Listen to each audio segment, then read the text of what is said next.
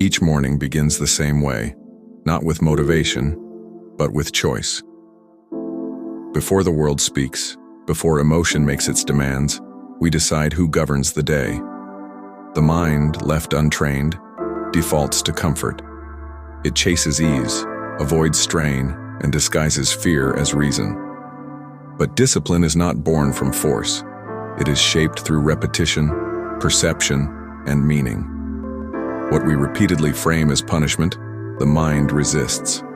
What we frame as identity, the mind obeys. This is the work before us, not to dominate the mind violently, but to educate it patiently until self-command feels natural rather than cruel. We are not here to become harsh. We are here to become unshakable. 1. We begin by redefining what discipline means. Discipline fails when it is seen as deprivation. The mind interprets it as loss, and it rebels. But when discipline is understood as protection of time, energy, and character, it no longer feels like sacrifice. It feels like strategy. We stop asking what we must give up and begin asking what we are defending. Marcus Aurelius wrote that the impediment to action advances action. What stands in the way becomes the way. This is not poetry. It is instruction. Resistance is not the enemy of discipline. It is the raw material from which discipline is forged. The mind must be trained to see difficulty as confirmation, not obstruction. When we rise early, when we train while tired, when we hold our tongue instead of indulging emotion, we are not punishing ourselves. We are reinforcing trust. Each small act becomes a signal to the mind. We do what we say. Over time, the mind learns that discipline is not pain. It is alignment. This shift changes everything. Discipline stops feeling like an external force imposed on us and starts feeling like an internal agreement we refuse to break. The brain begins to associate order with safety, not suffering. And once the mind associates discipline with stability, it no longer fights it. It protects it. 2. We train the mind through voluntary discomfort. The mind fears discomfort because it rarely meets it by choice. When pain arrives unexpectedly, it overwhelms us. But when discomfort is chosen deliberately, it becomes manageable and even empowering. Seneca advised practicing poverty while living in abundance, not to glorify hardship, but to remove fear from it. When we voluntarily step into difficulty, cold, hunger, effort, silence, we teach the nervous system that discomfort is survivable, temporary, finite. Each chosen hardship rewires the brain's alarm system. The mind stops overreacting. It learns restraint. It learns proportion. What once felt unbearable becomes merely inconvenient. This practice reshapes discipline at a neurological level. The brain begins to understand that effort does not equal danger. Resistance loses its emotional charge. What remains is clarity. Over time, discipline stops requiring hype or anger. It becomes calm, mechanical, reliable. We act not because we feel ready, but because readiness is no longer required. 3. We detach from the tyranny of mood. Most people are ruled by how they feel. We are taught to wait for motivation, to act when inspired, to rest when resistance appears. This is not freedom. It is dependency.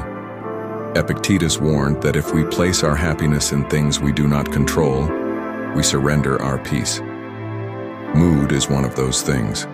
It rises and falls without our consent.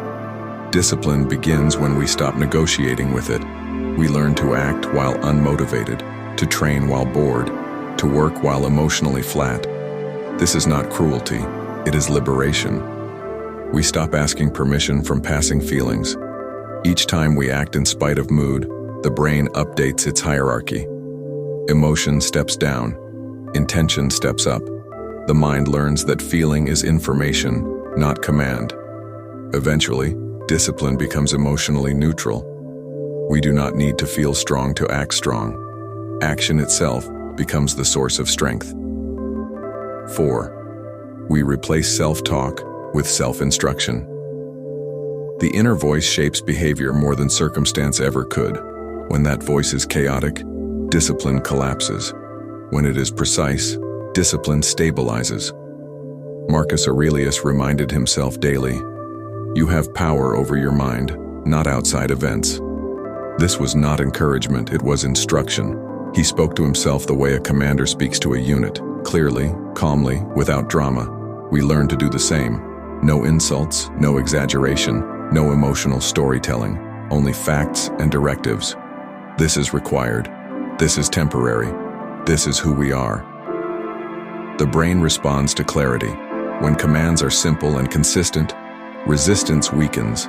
Confusion breeds avoidance. Precision breeds action.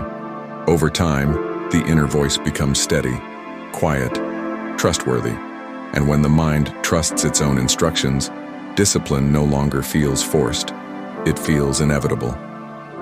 5.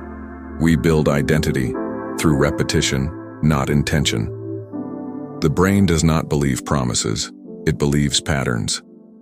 Each repeated action is a vote for the type of person we are becoming. Seneca wrote that we become what we repeatedly do. Discipline, then, is not a personality trait. It is accumulated evidence. The mind reviews our past behavior and adjusts expectations accordingly. When we act consistently, even in small ways, the brain updates its identity model. This is what we do. Resistance fades because acting otherwise would create internal conflict. We stop relying on willpower because willpower is fragile. Identity is not. When discipline aligns with self-image, effort decreases automatically. Eventually, discipline becomes self-reinforcing. To abandon it would feel unnatural. The mind defends what it believes defines us. 6. We master emotion. By observing, not suppressing. Emotion is not the enemy. Unexamined emotion is. The moment we try to crush feeling, it grows stronger. The moment we observe it calmly, it weakens. Epictetus taught that it is not events that disturb us, but our judgments about them. When emotion arises, we do not react. We analyze. We ask what belief produced it. This creates space. In that space, discipline lives. We respond instead of react. We choose instead of explode. Over time, emotional spikes lose their control. The brain learns that emotion does not dictate behavior. It becomes background noise, not command signal. Discipline thrives in this environment. Calm observation replaces impulse. Control becomes internal, not forced. 7. We commit to the path, not the outcome. The final rewiring happens when we detach discipline from reward. When discipline is practiced only for results, it collapses when results delay. Marcus Aurelius warned against tying virtue to external validation. The work must be enough. The act itself must satisfy. We wake up and do what must be done regardless of outcome. Some days feel strong, others feel empty. We act the same. This consistency teaches the brain something profound. Discipline is not a means. It is a way of being. The mind stops asking why and starts asking what's next. And in that quiet resolve, something shifts. Discipline no longer feels heavy. It feels honest. It feels clean. It feels like freedom. We are no longer forcing the mind to comply. We have trained it to follow.